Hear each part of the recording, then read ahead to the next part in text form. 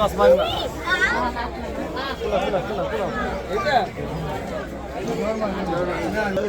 দাদা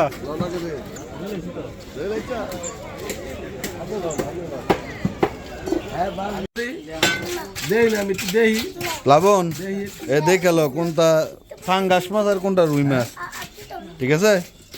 তুই তো আবার ই করস না, বোঝা এই তো হচ্ছে রুই মাছ। এই প্লাবন প্লাবন এটা রুই মাছ, রুই মাছ এটা তুই তো চিনস না।